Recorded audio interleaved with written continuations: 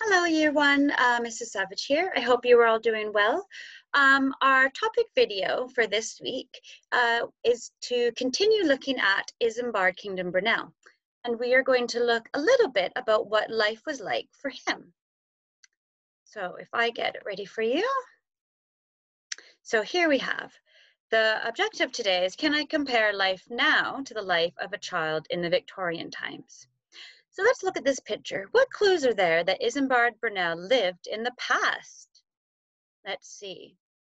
Well, we can see from this picture it's black and white. We can see that Isambard's clothes are very different to what men wear nowadays. And do you remember from last week? You all looked at his top hat, didn't you? And we don't see men wearing top hats nowadays either. So we can look at his clothing and the photo that it is in black and white. Now, Isambard Brunel was a Victorian, so he grew up in the Victorian times. And what this means is the Victorian times is named after Queen Victoria. She became queen at the age of 18 in 1837. Now, what year are we in? We are in the year 2020 or 2020. So it was a very long time ago when Queen Victoria reigned. And she died in 1901. That's between 100 and 200 years ago. Everyone who lived when Victoria was queen is called a Victorian. So we would say Isambard Kingdom Brunel was a Victorian. And you can even see from this photo of the queen how her clothing is different to what Queen Elizabeth wears nowadays. Now let's look at the travel. In Victorian times, people used horse and cart to get around. And also, the first motor car was invented towards the end of the Victorian era in 1885, and only very rich people could afford them. So how do we know that this picture of the car is different to the cars we have nowadays? I'm sure you can see that this picture is very different. It doesn't have a back seat. It doesn't even have a covering. So the family just had to travel all together in the front.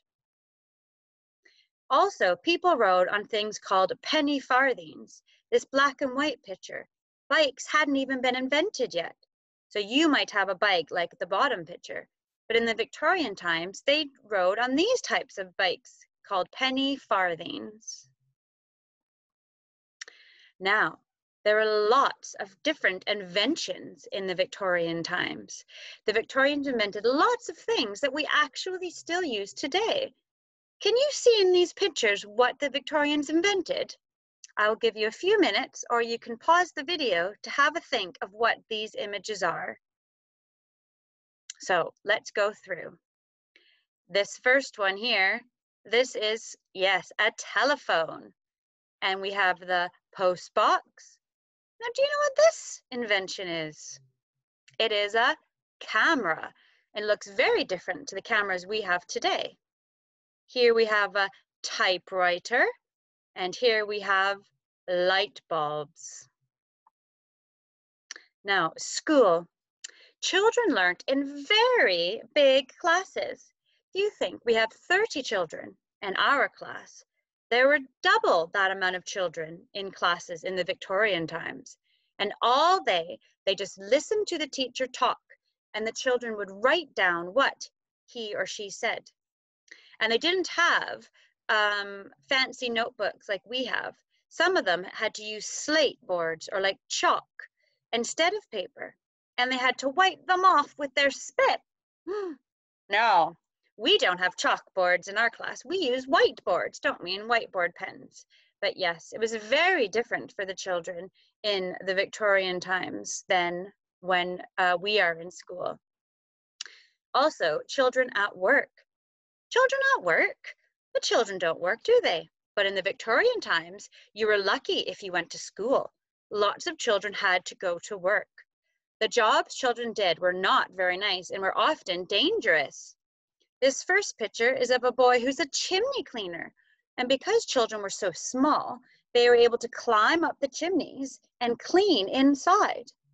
And then these children, they're standing on a machine. They're working in a factory. And like what I just said, these jobs were very dangerous, and sometimes the children would often get hurt. Now, another job that children had was some children worked for rich people, keeping their house clean and washing all their clothes. They were servants. Now, the exciting part. Now, Victorian games. If you think TVs, iPads, phones, fidget spinners, computers, even scooters didn't even exist in the Victorian times. These are the things that rich Victorian children played with. So we have here an old-fashioned, we have a dollhouse, a spinner. You might not even have seen one of those. Train sets. Now here we have blocks with letters on it, a rocking horse, toy soldiers, and Jack in the Box. Now these were the toys that rich children played with, children whose families had lots of money. But in the Victorian times, there were many children whose families didn't have a lot of money. And these were the games that they played with. Poor children could not afford to buy toys and games, so they had to make them. So some children made peg dolls. They used, instead of like bowling, they had balls and they would knock down pins. They would have string. They'd play hopscotch. And this activity here, kind of like hula hoops, and they would use sticks and they would roll them down. Now, these are some of the games that we've actually played during free flow and in the playground, and you know they're quite fun. So let's talk about what your tasks are today. So I want you to think of some of your favorite games. Are they puzzles, board games, a card game, maybe a game you play on your computer or your iPad, or maybe an outside game. You might play tag or stuck in the mud. I would like to see how many different games you can play this week.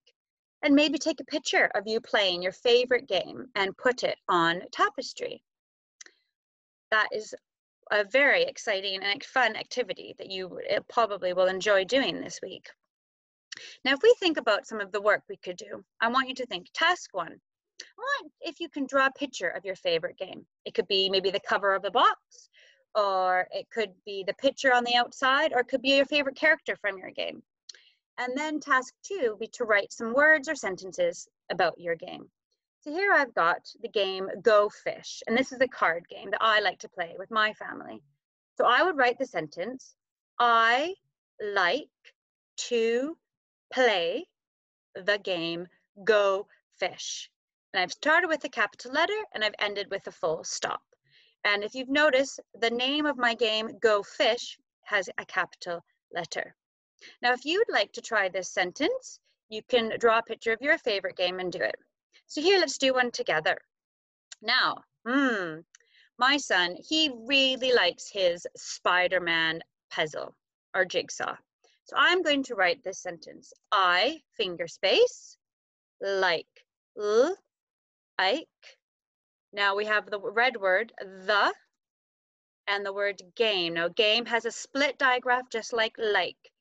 G, A, and it has the E at the end. Now, I'm going to put the word my in, another red word, my, and I'm going to write Spider-Man. Now, you can write copy from the game, or you can try your best. So I'm going to put a capital I, D. Now, spider again has another split digraph. Man, N. So I like the game. Oh, sorry, I'm going to change that. I like,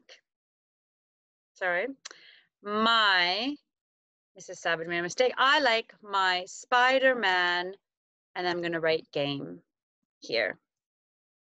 So make sure you read your sentence to make sure it makes sense. So I like my Spider-Man game.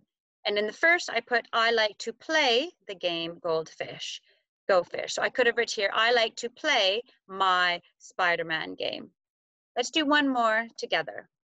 Now, do you know what game this is? This is one of my favorite games. It is Snakes and Ladders. So I am going to write another sentence. So let me think first. I got a bit confused on my last sentence.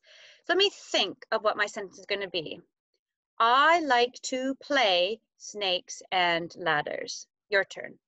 I like to play snakes and ladders. I like to play, and then I'm going to copy from my game, snakes and ladders. And what do I need at the end of my sentence? A full stop. So if you would like to think about all your favorite games, give them a try. Try and play as many as you can this week. And then you could draw a picture of your favorite game and then write the sentence, I like to play, and then you can write the name of the game that you like to play. So I like to play snakes and ladders, or I like to play Go Fish. Let me put you back so you can say goodbye to you, if I can. Oh, here we go.